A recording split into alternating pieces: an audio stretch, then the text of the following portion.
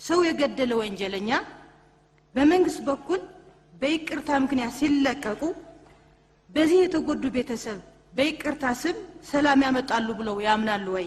ማብራሪያ ቢሰጥበት አመሰግናለሁ። ማሰር የማይችል መንግስት አድርገው የሚያስቡ አሉ።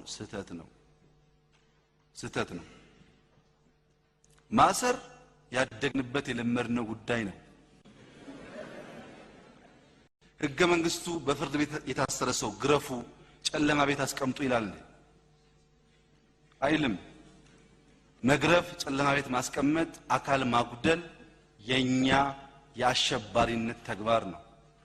ይሄን ህገ መንግስታዊ ያልሆነ ድርጊት በእያንዳንዱ ቀበሌ፣ በእያንዳንዱ ወረዳ፣ በእያንዳንዱ ዞን ሲፈጸም ቆይቷል። በፌደራል መንግስት ብቻ ሳይሆን በሁሉም ቀጠናዎች የሰብአዊ መብት ኮሚሽን ያጠናው ሪፖርት አቃላችሁ የየወረዳው ፖሊስ ሲገርፍ ነበር። ይህ ህገ መንግስታዊ ነው። አሸባሪ ነው እሱ ፖሊስ። ለዚህ ደግሞ ኢህአዴግ በግልጽ ይቅርታ ጠይቋል። ህዝቡን አጥፍቻለሁ በድያለሁ ብሎ እኔንም እግዚአብሔር ይስጣችሁና ጠቅላይ ሚኒስትር ስትሉኝ እዚህ ቆሜ ይቅርታ ጠይቄያለሁ በዚህ ጉዳይ ላይ። ምን ማለት ነው? ጥፋት ነበረ ማለት ነው። ይሄ መልካም ደግ ህዝብ ይቅር ብሎ እድል ሰጥቶናል። መጠቀም ያስፈልጋል ያን እድል። እኛ ምንም አይነት ይህ ህገ መንግስታዊ ነገር ስናደርግ እንዳልቆየን አይነት ሳይሆን እኛ ያጠፋነው ገምግመን አጥፍተናል ብለን ይቅርታ ጠይቀናል። እንደምታውቁት ህዝቡም በንግግር ብቻ ሳይሆን በተግባር ይቅርታ አሳይቶናል። ለምን አሳየን? ሰብስቦ እኛን እስር ቤት ቢያስገባ ምክንያት ስላጣ አይደለም። ሌብነቱ፣ መግደሉ፣ መግረፉ ብዙ ነገር አለ። ለሰበብ ችግር አልነበረውም። እኛ እስር ቤት ብንገባ ግን ለኢትዮጵያ ለውጥ የለውም። ልጅ ኢያሱ ሲወርዱ ጃንሆይ አድርገውታል። ጃንሆይ ሲወርዱ መንግስቱ አድርጎታል። በየዘመን ሆኗል። አልጠቀመንም። ሰው የገደሉ እንደተባለው ያማል። ግን እኮ የደርግ ባለስልጣናትን እንፈተን የለ እንዴ? ይቅርታ እኮ እንደሱ ነው። ይቅርታ ድንበር የለውም። 18 ዓመት 20 ዓመት የታሰረ ሰው ካለ በዛ አግባብ ማየት ጥሩ ነው። ህገ መንግስቱ የደህንነት ተቋማት መከላከያውን ጨምሮ ከፓርቲ ገለልተኛ ሆነው ህግና ሀገር የሚጠብቁ መሆን አለባቸው ብሎ ያስገድዳል። እንደዛ ነው ወይ ያፈጠርነው ያደራጀነው? እንደዛ ካላደራጀነው ይህ ህገ መንግስታዊ በሆነ መንገድ ተቋም ፈጥረናል ማለት ነው። በዚያ መንገድ የተፈጠረን ተቋም ችግር ሊፈጥር ይችላል ማለት ነው። የተከበሩ የምክር ቤት አባላት ያነሱት ሐሳብ በዚያው ግንዛቤ እንዲያዝ አንድ ሰው በሽብር ወንጀል ተጠርጥሮ ተከራክሮ ፍርድ ካገኘና ማረሚያ ቤት ከገባ በኋላ አሸባሪ አይደለም፣ ታራሚ ነው። ከተፈረደ በኋላ ታራሚ ተብሎ ነው የሚወሰደው። ይሄ ምክር ቤት አሸባሪ ያለው ድርጅት እንጂ ግለሰብ የለም። ኤኬሌ አሸባሪ አላለም። ኤኬሌ ፓርቲ አሸባሪ ነው ያለው። እዛ ፓርቲ ጋር በቀጥታም በተለያየ መንገድ የሚያያዙ ሰዎች በአሸባሪነት ይፈረጃሉ፣ ይከሰሳሉ፣ ይከራከራሉ፣ ይፈረዳል።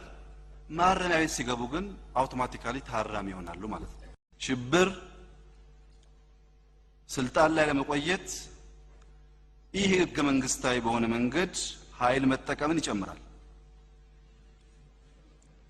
ሽብር ስልጣን ለመያዝ አላግባብ ኃይል መጠቀምን ይጨምራል።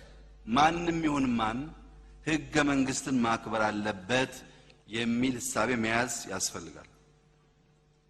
መንግስት ስንሆን ኃላፊነት የሚሰማን መንግስት ስንሆን ደግሞ በታድሶ ጊዜ በዝርዝር እንዳየነው የዚህ ጉዳይ መዛነፍ ኃላፊነት መውሰድ ያለብን እኛንን ብለን ነሳ ይገባል። የሽብር አዋጁን መፈተሽ ከሚያስፈልግባቸው ምክንያቶች አንዱ የእስራኤል ፓርላማ 3 ኤክስትሪምስ እና ሌላ 3 ገደማ መሃል ላይ ያሉ በድምሩ ግን በ5 ካታጎሪ የሚከፈሉ ፓርላማ አለ። አንደኛው ኤክስትሪም ሌፍቲስት ይባላል። ጥቂት ናቸው። እዛ ጫፍ አሉ። አረቦች ናቸው። በእስራኤል ፓርላማ ውስጥ ጥያቄያቸው በ67 ውጊያ የተወሰዱ መሬቶች ይመለሱ፣ ምስራቅ ኢየሩሳሌም የፍልስጤም ነው፣ ኦልድ ሲቲ ኢየሩሳሌም የፍልስጤም ነው ብሎ በእስራኤል ፓርላማ ውስጥ ስለ ፍልስጤም የሚከራከር ጥቂት ሰው አለ። ይደመጣል ሐሳቡ። ሁለተኛው ኤክስትሪም ራይት ይባላል።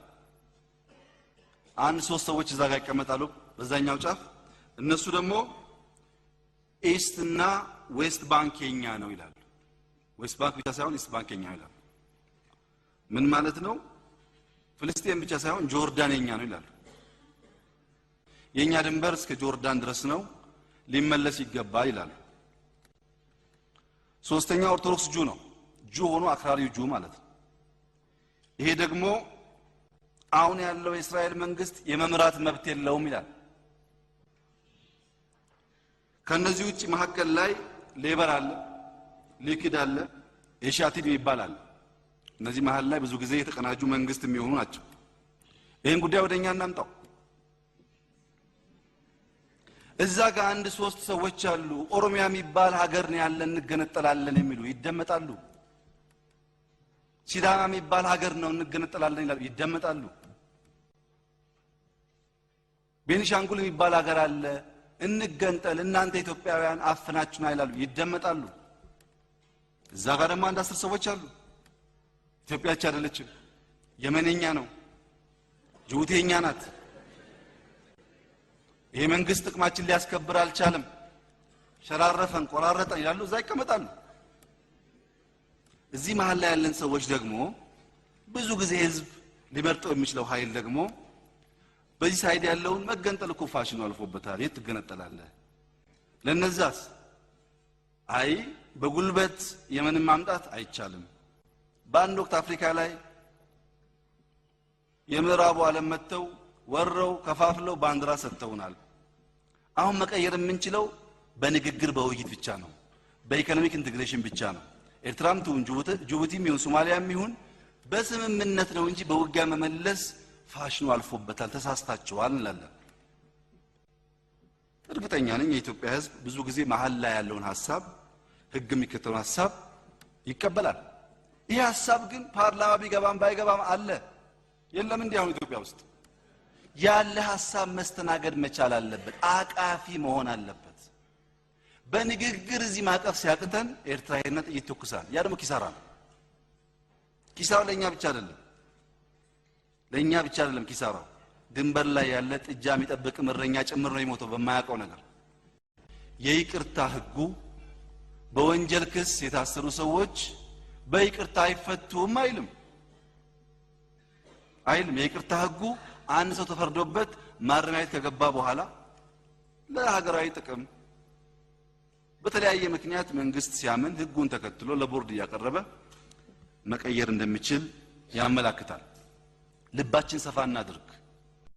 አንዳንዶቹን የምንፈታበት ምክንያት ኢትዮጵያ ውስጥ ያ ቴንስፉል በጣም ጥላቻ ላይ የተመሰረተ የፖለቲካ አካሄድ የዘር እልቂት እያመጣ እየሄደ ነው። ሁሉ በዘር ነው። ሁሉ ነገር ፖለቲካ ብቻ አይደለም፣ ሃይማኖትም። አሜሪካ ያለው ሲኖዶስ እና እዚህ ያለው ሲኖዶስ ኦርቶዶክስ ብቻ አይደለም፣ ከኋላ ብሔር አለ። መቆም አለበት። ያ አይጠቅመንም። አየነው ኪሳራ ነው። አሁንም ያዋጣው ነገር ብሔር ማግኘት የሚገባውን ክብር ማግኘት የሚገባውን አጠቃላይ ነገር ካገኘ በኋላ እንደ ሀገር አብሮ ለመኖር ግን የማይቸገር መሆን አለበት። ሁለተኛው ሰላም በሰላም ብቻ ነው የሚገኘው። ሰላም በማሰረድ አይገኝም። ያብሳል ጉዳዩ። ይህ ሀገር የሁሉም ኢትዮጵያዊ ነው እና ዜጎች በሀገራቸው ጉዳይ ያገባኛል፣ የኔ ነው፣ ይሆነኛል ብሎ ሊሳተፉ መፍቀድ ያስፈልጋል። መንገዱ ይለያይ ይሆናል እንጂ ሁሉም ሀገር የሚወድ የሀገሩን እድገት የሚመኝ ለሀገር ታላቅነት አለማለሁ ብሎ የሚሰራ መሆኑን ማመን አለብን። እኛ ብቻ ለምን እንቆረቆረው? ለኢትዮጵያ ሁሉም ይቆረቆራል።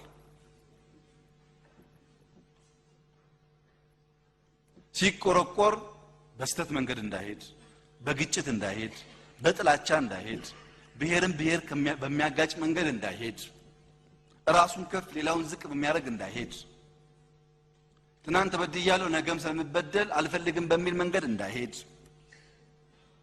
ማቹር ያደረገ የፖለቲካ ውይይት ያስፈልጋል ብሎ ማሰብ ጥሩ ነው የሚሆነው። በዚሁ አጋጣሚ ኤርትራ ያላችሁ ወገኖቻችን የያዛችሁት መንገድ በጣም ያረጀ ፋሽን ስለሆነ ለኢትዮጵያም ስለማይጠቅም በሰላም ሀገራችሁ መጣችሁ በድርድር በንግግር በውይይት ብቻ መሸናነፍ የሚሆንላት አገር እንፍጠር። ሁሌ ስንባላ ዘመን የምንሻገር አንሁን የሚለውን ጉዳይ በደንብ ከልብ አምኖ መቀበል ያስፈልጋል።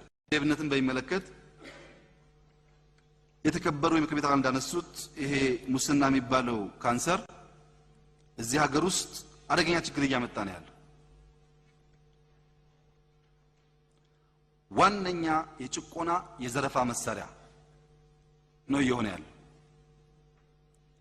ሙስና አምስተኛው መንግስት ነው የተባለበት ምክንያት በተደራጀ መንገድ ያሻውን ነገር እጅ ጠምዝዞ መፈጸም ስለሚፈልግ ነው። ሰርቆ መብላት ብቻ አይደለም። ሰርቆ ከፍላጎቱ ዝንፍ ስትል አንቆ ጉሮሮህን ወደ ፍላጎቱ ማምጣትም ጭምር እንደ መንግስት አክት ማድረግ ስለሚችል ነው። የሙስና መንስኤ መዋቅራዊ መሆኑን ማየት ተገቢ ነው። ላለፉት 10 ዓመታት 15 ዓመታት የሆኑ ሰዎች ስናስር ሙስናው ለምንድን ነው እየጨመረ የሄደው?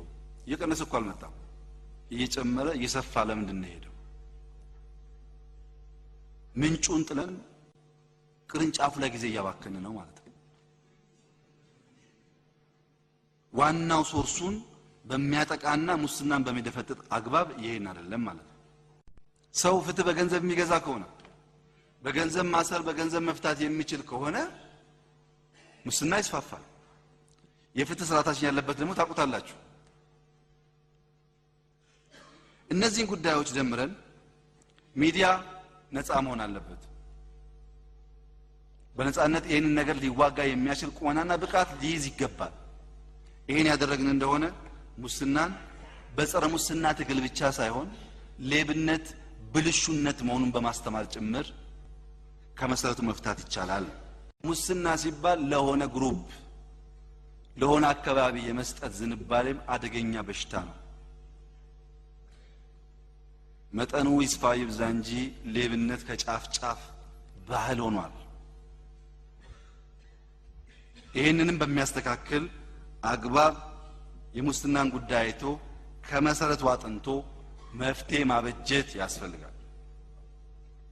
ያን ማድረግ የማንችል ከሆነ ቅድም የፈራነው ጥላቻ፣ ቅድም የፈራነው ቁርሾ ይሄም አጀንዳ ሆኖ ልክ እንደ ሃይማኖት የሚቀጥል ይሆናል። ሃይማኖት ተቋማት ከፍተኛ ሌብነት አለ፣ ኦዲት አይደረጉም። በትምህርት ተቋማት ከፍተኛ ሌብነት አለ፣ ግሬድን ጨምሮ። በጤና ተቋማት ከፍተኛ ሌብነት አለ። እነዚህ ሁሉ በጥቅሉ ፈተን የምናስተካክልበት መንገድ መከተል ያስፈልጋል። የመንግስት ኃላፊዎች ደግሞ ተጨማሪ ኃላፊነት አለባቸው።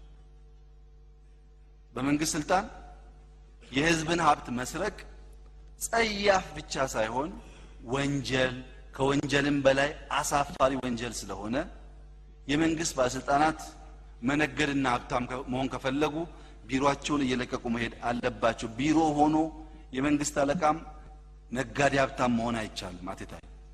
እዚህ ጋር ተያይዞ ታሳቢ መደረግ ያለበት የህግ የበላይነት ጉዳይ ነው። ሰዎች ለይቅርታው ተገዝተው መንግስት የሚያደርገውን መፍታት እንደ ገራገርነት የሚያስቧሉ። ማሰር የማይችል መንግስት አድርገው የሚያስቧሉ። ስህተት ነው፣ ስህተት ነው። ማሰር ያደግንበት የለመድነው ጉዳይ ነው። ምንም የሚከብድ ችግር የለውም። አባቶቻችን ታስረዋል፣ እኛ ታስረናል፣ ይቀጥላል፣ እናውቀዋለን። ግን አይጠቅምም። እጃችሁን መሰብሰብ ያለባችሁ ሰዎች እጃችሁን መሰብሰብ ጥሩ ይሆናል። ያ ካልሆነ ግን መንግስት ካለ ህግ ያስከብራል፣ ያ ግጭት ይፈጥራል። ያ ግጭት በሀገር ደረጃ አደጋ እንዳያመጣ ጥንቃቄ ማድረግ አስፈላጊ ነው። የመንግስት ኢ ዲሞክራሲያዊ መሆን በመንግስት ባህሪ ብቻ የሚፈጠር እንዳይመስላችሁ። የዲሞክራሲ ምንጭ ህዝብ ነው። ህዝብ ዲሞክራሲያዊ መብቱን በትክክል ኤክሰርሳይዝ ማድረግና መንግስት ያን ማስከበር ሲያቅተው መቆንጠጥ የማይችል ከሆነ ጉልበት የሚጠቀም ከሆነ መንግስት ተከላካይም ቢሆን በተከላካይ መንፈስም ቢሆን በክላሽ መጠቀም አይቀርም። ቀስ ቀስ እያለ ጸረ ዲሞክራሲ ይሆናል ማለት ነው። ምንም ማብራሪያ ያስፈልገውም። ለዚህ ሀገር ዲሞክራሲ ወሳኝ ነው። ያን ለማምጣት ደግሞ ትብብርና ቅንጅት ያስፈልጋል።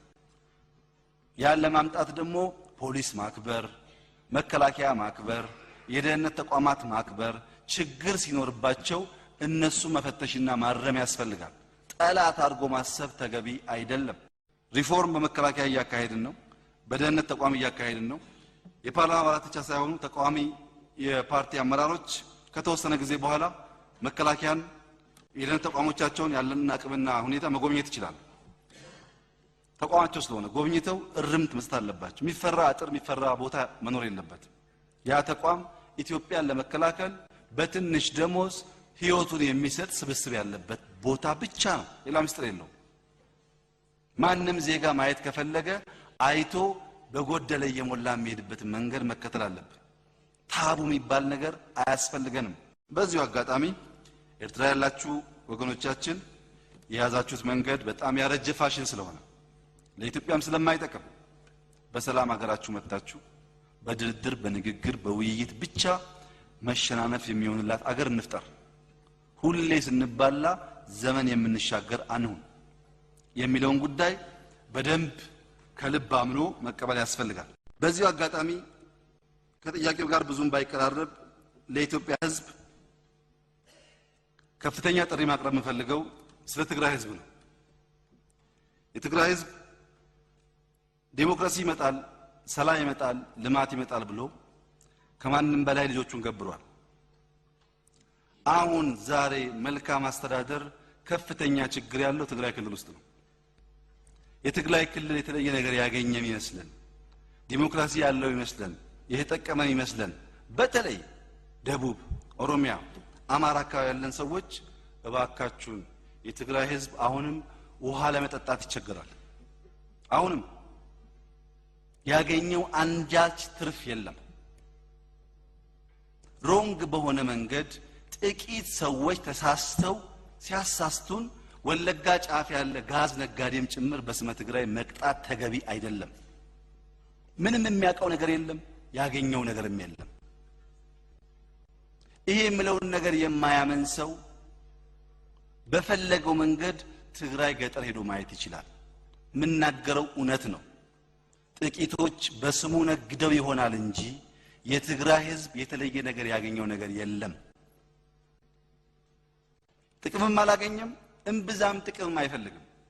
በየዞኑ በየወረዳው የሚገኙ የትግራይ ተወላጆች የአማራ ተወላጆች አካባቢያችን ሲኖሩ ወይም ቫይስ ቨርሳ ሲኖር ጥበቃ ማድረግ ኢትዮጵያዊ ባህል መሆኑን ማወቅ አለብን። ያብዬ ወደምዬ የሚባል ነገር አይሰራም። ሚስተር ኤክስ ተጠፋ ብለን የማያውቁ ሰዎችም ጭምር በዛ ወንጀል ሐሳብ በጥላቻ በቂ ማየት ለኢትዮጵያ አይበጅም። መለየት ያስፈልጋል። ይሄ ጥቃት እየበዛ ከሄደ ዘር መጫረስ ያመጣል። ይሄ ደግሞ ውርደት ለልጆቻችን ያሸጋግራል። እነዚህ ሁሉ ጉዳዮች እንዳይደረጉ በታላቅ ትህትና መለመን እፈልጋለሁ። ብዙ ጊዜ በተለያየ መንገድ የሚሰሙ ጉዳዮች አሳሳቢ የፖለቲካ ተቃዋሚ ፓርቲዎች ቲፒኤልኤፍ ማለት የትግራይ ህዝብ ማለት አይደለም። የትግራይን ህዝብ ማወቅ መረዳት ከፈለጋችሁ በአካል ሄዳችሁ ማየት ትችላላችሁ። መታገዝ መደገፍ የሚገባው ህዝብ እንጂ ተደምሮ እንደ ጠላት የሚታይ ህዝብ አይደለም። ደሃ ነው። ይህ አፕሮች አሁን የምናስበውን እርቅ፣ አሁን የምናስበውን ሰላም፣ አሁን የምናስበውን ፍቅርና እድገት አያመጣም። ጥፋት እንኳ ቢኖር ይቅርታ ይሻላል።